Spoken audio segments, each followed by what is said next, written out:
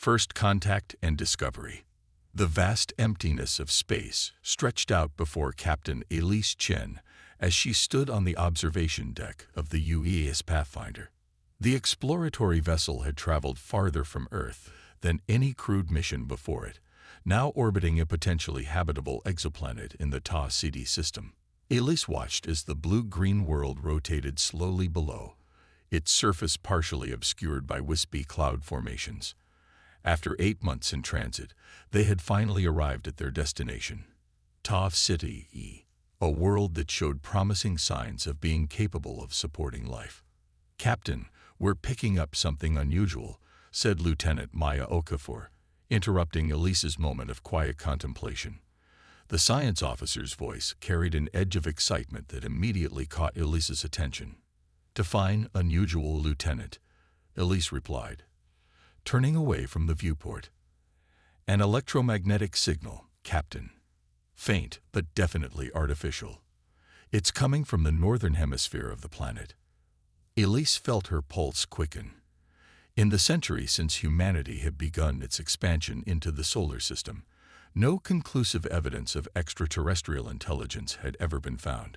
There had been tantalizing hints, microbial fossils on Mars, complex organic compounds in the oceans of Europa, but never anything that pointed to a technologically advanced civilization.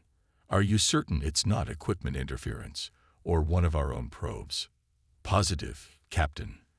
The signal has a complex, non-repeating pattern. It's unlike anything in our database."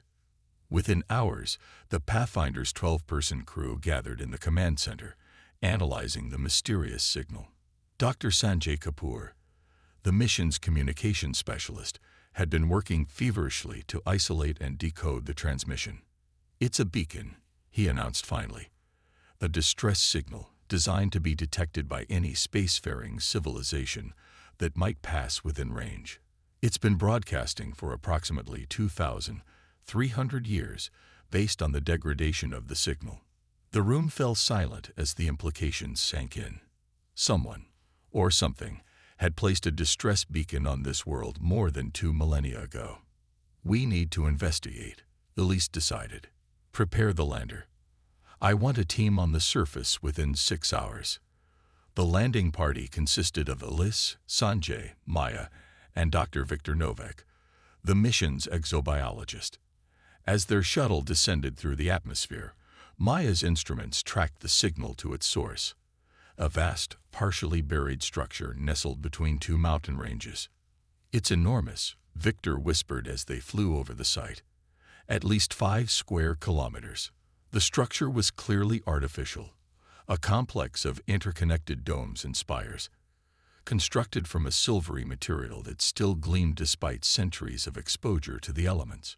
Parts of it had collapsed or been buried by landslides, but much remained intact, protected by what appeared to be some form of energy shield that shimmered faintly in the planet's reddish sunlight. They set down their shuttle half a kilometer from the main entrance, a massive archway carved with intricate geometric patterns. After conducting atmospheric tests that confirmed the air was breathable, though with slightly higher oxygen levels than Earth, they cautiously approached the structure. "The architecture is like nothing I've ever seen," Sanjay marveled as they stood before the entrance. "These patterns, they're not just decorative. I think they might be some form of mathematical language." As they drew closer, lights embedded in the archway flickered to life, responding to their presence. A soft humming filled the air, and the ground beneath their feet vibrated slightly. "The structure recognized our approach," Maya said, checking her instruments. "Some kind of automated system is activating." Elise hesitated, considering the potential dangers of entering an unknown alien structure. But the beacon had been a call for help, and after traveling so far, they couldn't turn back now. "Proceed with caution," she ordered, leading the way through the archway. The interior was cavernous, with ceilings that soared 30 meters overhead. More lights activated as they moved forward, illuminating a space that resembled a grand concourse.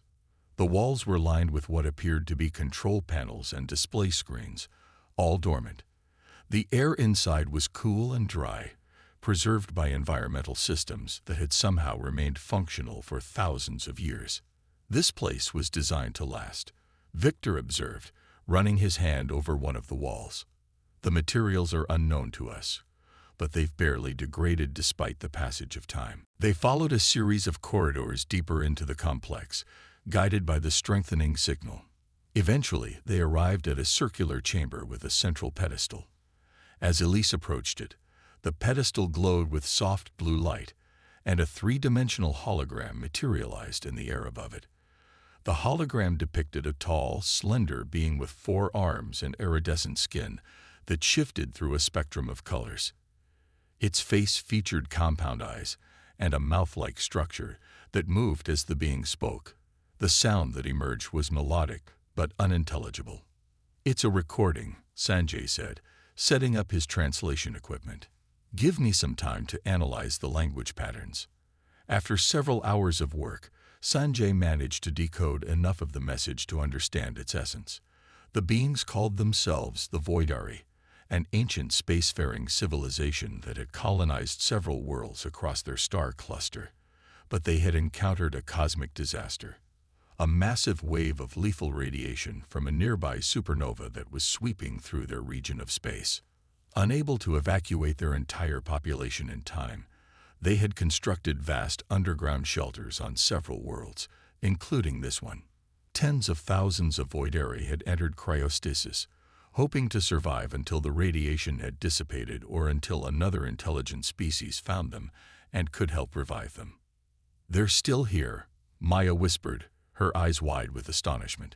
"The energy readings I've been detecting. They're coming from below us. Life support systems still functioning after all this time." Following the instructions embedded in the holographic message, the team located an elevator platform that carried them deep underground. What they found there left them speechless. A vast chamber containing thousands of crystalline pods, each housing a single Voidari in suspended animation. Status lights on the pods glowed steadily, indicating their occupants still lived in their frozen state. "There must be at least 10,000 of them," Victor estimated, moving among the rows of pods. An entire civilization, preserved like this for millennia. According to the information they decoded, the Voidari had placed themselves in stasis with the technology to revive themselves once the radiation threat had passed. But something had gone wrong. The automated systems designed to monitor radiation levels and trigger the revival process had malfunctioned centuries ago. The Voidari remained trapped in their frozen state, unable to awaken themselves. "We need to contact Earth immediately," Elise decided. "This is far beyond our mission parameters. We're talking about potentially reviving an entire alien civilization."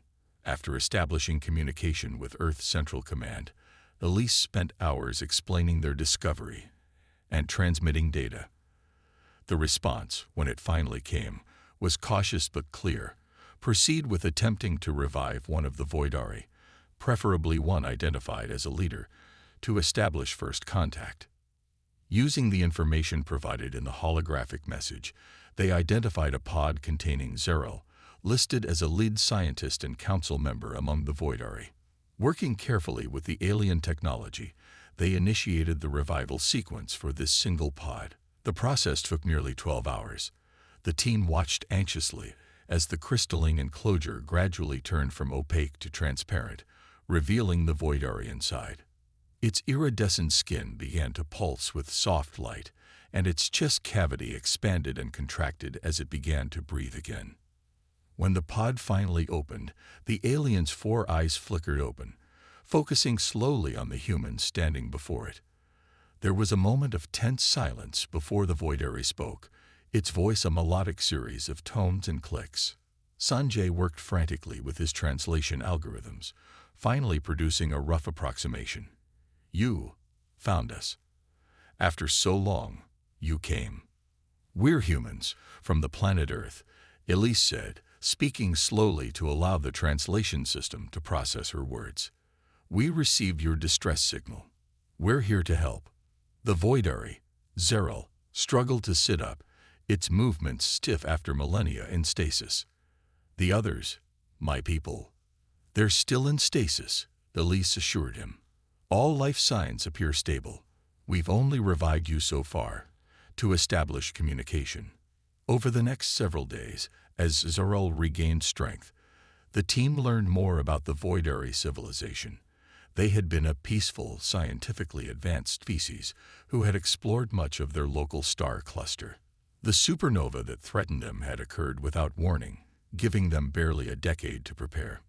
Most of their population had perished in the evacuation or been lost when several colony ships failed to reach their destinations. The facility on Ta City had been one of their final refuges, designed to preserve a representative sample of their civilization until they could safely emerge again.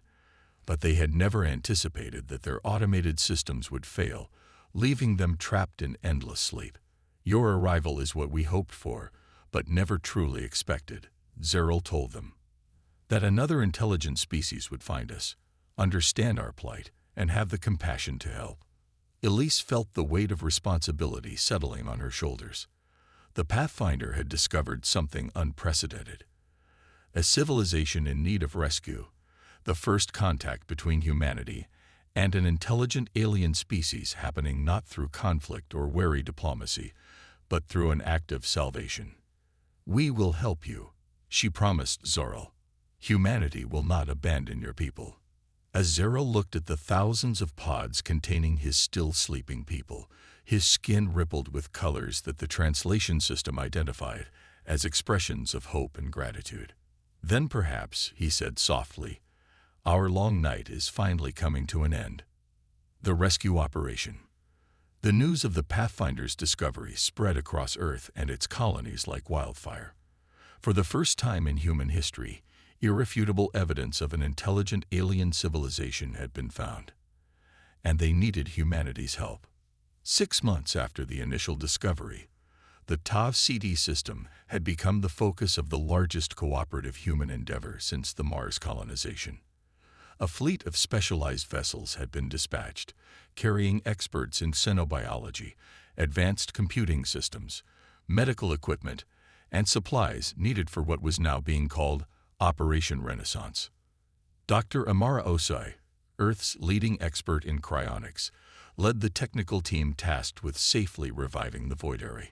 Standing in the massive underground chamber, surrounded by thousands of stasis pods, she couldn't help but feel awed by the responsibility. "The main challenge," she explained to Captain Chen, who had remained on site as mission commander, "is that their physiology is fundamentally different from ours. Their cellular structure relies on a silicate base rather than carbon. The revival process must be precisely calibrated to avoid cellular collapse."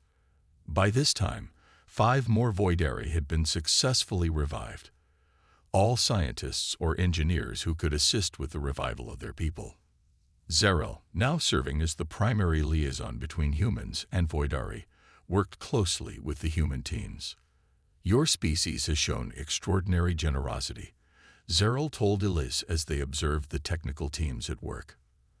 The translation systems had improved dramatically, now capturing the subtle harmonic inflections that conveyed emotion in the Voidari language. Many of our historical records suggested that first contact between different intelligent species would likely be marked by fear or conflict. "We've had our share of conflicts among our own kind," Elise admitted. "But this, finding your people in need, it's united humanity in ways I wouldn't have thought possible." Indeed, nations and factions that had been political rivals on Earth now worked side by side. The logistics of supporting thousands of alien refugees had required unprecedented cooperation. The United Earth Council had unanimously approved the allocation of resources necessary for the operation, despite the enormous cost. "The decision wasn't about economics," explained Council President Nikolai Volkov during a global broadcast. "It was about what kind of species we choose to be. Do we turn away from those in need, even if they come from another star? Or do we extend our hand in friendship? The choice defines us." The revival process progressed slowly and methodically. Rather than attempting to awaken all the Voidari at once, the teams worked in carefully planned phases. Each successfully revived Voidari underwent a comprehensive health assessment before joining the growing community in the habitation areas constructed around the ancient facility. Not everything went smoothly. 3 months into the operation, a power fluctuation threatened an entire section of stasis pods. A joint team of human and Voidari engineers worked frantically for 36 hours straight to stabilize the systems, saving over 2,000 lives. "We lost 12, Dr. Osai reported afterward, her voice heavy with exhaustion and regret. Their pods couldn't be stabilized in time. The loss, though small compared to what might have happened, hit both species hard. A joint memorial service was held, marking the first cultural exchange of mourning rituals between humans and Voidari. The humans offered flowers, while the Voidari created intricate light patterns that danced in the air above the gathering. In our culture, light represents the consciousness that continues beyond physical existence, explained Milier, a Voidari cultural historian who had been among the first revived. We believe these 12 have rejoined the great dance of creation. As more Voidari awakened, the practical challenges of accommodating them grew. Ta Ceti, while habitable for both species, lacked the infrastructure to support a population of thousands. The planet's ecosystem was also unsuited for growing Voidari food crops. "We need a long-term solution," Elise said during a planning session with Earth Central Command. This was only ever meant to be a rescue operation, not a permanent settlement. After extensive discussions between human and Voidari representatives, a bold plan emerged. A joint colony would be established on Proxima Centauri, which surveys had shown could be terraformed to suit both species' needs. A shared world, Zarel mused when the proposal was presented to the Voidari Council of Elders, which had been reconstituted as more leaders were revived. "A new beginning for our people, alongside yours." The plan required another massive mobilization of resources: terraforming equipment, construction materials, agricultural supplies. All would need to be transported to Proxima Centauri, along with thousands of Voidari and human colonists. The logistical challenges were enormous, but so was the potential reward: the first truly cooperative interspecies settlement in known history. "This goes beyond rescue," said Dr. Victor Novak during a briefing with newly arrived personnel. "We're not just saving lives, we're building a future together." The revival operation continued for another year, gradually awakening all of the surviving Voidari. As the last of them emerged from stasis, a celebration was held in the vast central chamber of the ancient facility. Humans and Voidari alike gathered to commemorate what they had accomplished together. 2,342 years ago, my ancestors entered this place with only the faintest hope that someone would find us, Zarel addressed the crowd. They could not have imagined that their salvation would come from a species from another star, a people they had never encountered. Yet here you are, humanity, who crossed the void not for conquest or resource acquisition, but because you heard a call for help and chose to answer. Elise, standing nearby, felt a profound sense of pride in what humanity had achieved. There had been skeptics, of course. Some had questioned the enormous expenditure of resources on an alien species. Others had warned of unknown risks in reviving a technologically advanced civilization.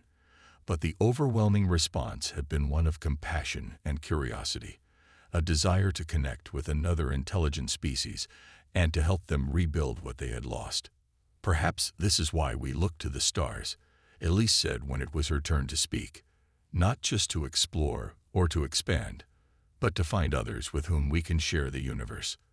The Voidari have given us as much as we have given them, proof that we are not alone, and that different species can find common ground in compassion and cooperation."